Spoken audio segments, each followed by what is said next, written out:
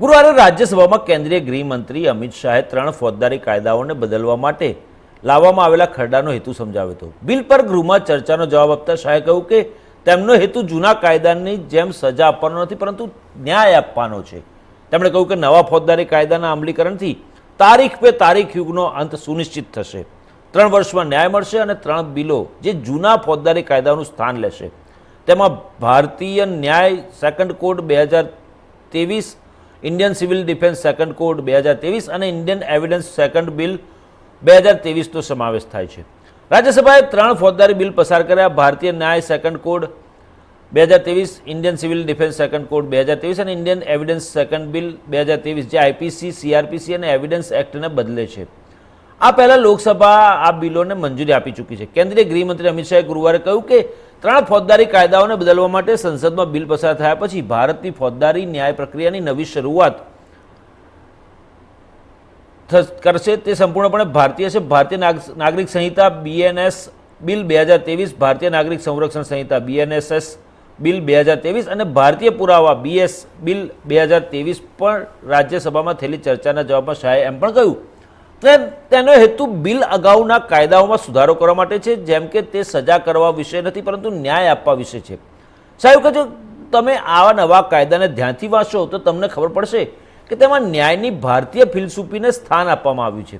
આપણા બંધારણના નિર્માતાઓએ પણ રાજકીય ન્યાય, આર્થિક ન્યાય અને સામાજિક ન્યાય જાળવવાની ખાતરી આપી હતી. આ 3 બિલો 140 કરોડ રૂપિયાના 140 કરોડના દેશને બંધારણની આ ગેરંટી આપે છે. તેમણે કહ્યું આ કાયદાનો આત્મા ભારતીય છે. પ્રથમ વખત અમારી ફોજદારી ન્યાય પ્રક્રિયા ભારત દ્વારા, ભારત માટે અને ભારતીય સંસદ દ્વારા બનાવવામાં આવેલા કાયદા દ્વારા સંચાલિત થશે. મને તેનો ખૂબ જ ગર્વ છે. શાહના મતે આ કાયદાઓની ભાવના પણ ભારતીય છે, વિચાર પણ ભારતીય છે અને તે સંપૂર્ણપણે ભારતીય છે. તેમણે કહ્યું કે ભારતીય દંડ સંહિતા આઈપીસી, ફોજદારી કાર્યવાહીની સંહિતા સીઆરપીસી અને ભારતીય પુરાવા અધિનિયમ આ 3 કાયદા 1857ના સ્વતંત્ર સંગ્રામ પછી બ્રિટિશ શાસનને બચાવવા માટે બનાવવામાં આવ્યા હતા. તેમનો ઉદ્દેશ્ય માત્ર અંગ્રેજ શાસનનું રક્ષણ કરવાનો હતો. તેમાં ક્યાંય પણ ભારતીય નાગરિકની સુરક્ષા, સન્માન અને માનવ અધિકારોનું રક્ષણ નહોતું. અમિત શાહે કહ્યું કે આ કાયદાના અમલ બાદ દેશમાં તારીખ પે તારીખનો યુગ ખતમ થઈ જશે. દેશમાં આવી વ્યવસ્થા સ્થાપિત કરવામાં આવશે જ્યાં કોઈપણ પીડિતને 3 વર્ષમાં ન્યાય મળે. તેમણે કહ્યું આ વિશ્વની સૌથી આધુનિક અને વૈજ્ઞાનિક ન્યાય પ્રણાલી હશે. વડાપ્રધાન નરેન્દ્ર મોદીએ 3 ગુનાહિત બિલના પાસ થવાને ઐતિહાસિક ગણાવ્યો હતો. વડાપ્રધાને સોશિયલ મીડિયા પ્લેટફોર્મ પર લખ્યું હતું કે આ બિલો સંસ્થાનવાદી યુગના કાયદાનો અંત દર્શાવે છે. આ પરિવર્તનકારી બિલો સુધારા પ્રત્યે ભારતની પ્રતિબદ્ધતાનો પુરાવો છે.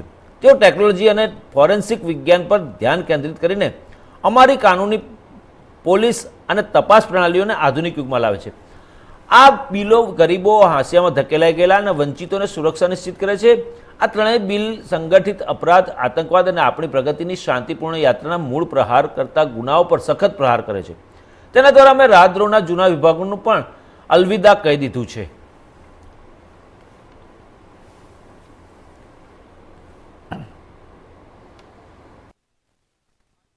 मैं जो 3 बिल लेकर आपके सामने उपस्थित हुआ हूं मान्यवर, ये तीनों बिलों का उद्देश्य दंड देने का नहीं है, न्याय देने का है. न्याय का विचार, हमारे भारतीय विचार में न्याय एक प्रकार से अम्ब्रेला टर्म.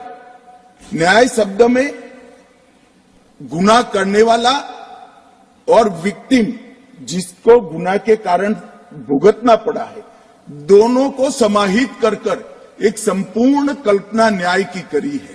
और ये नए कानूनों को मेरा सभी सदस्यों को अनुरोध है, आप ध्यान से पढ़ोगे तो भारतीय दर्शन के न्याय को हमने इसके अंदर स्थान दिया है. हमने कहा था मान्यवर, न्याय मिलने की गति बढ़ाएंगे, कानूनों को सरल बनाएंगे, कानूनों को भारतीय बनाएंगे और न्यायिक एवं न्यायालय प्रबंध व्यवस्था को सुदृढ़ बनाएंगे.